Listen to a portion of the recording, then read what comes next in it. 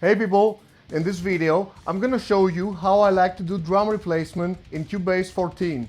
Let's go!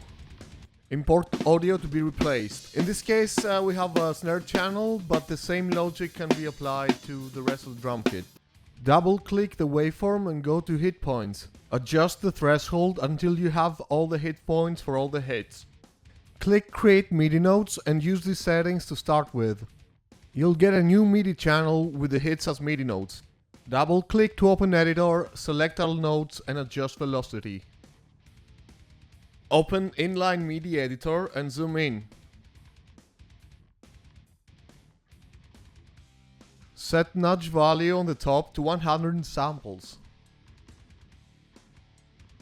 Use left-right arrow keys on the keyboard to navigate through the notes. Use Ctrl and left-right arrow keys to nudge and align notes to the waveform above.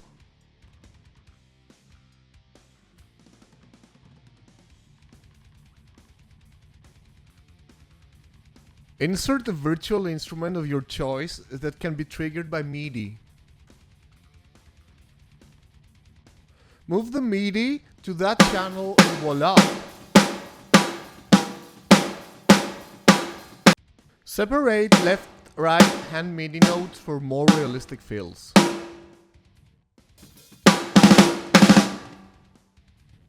I hope you liked the tutorial, and if you got any questions, drop them below. Also, don't forget to click like and subscribe, and if you want your music to be mixed or mastered by me, check out my website. See you next time.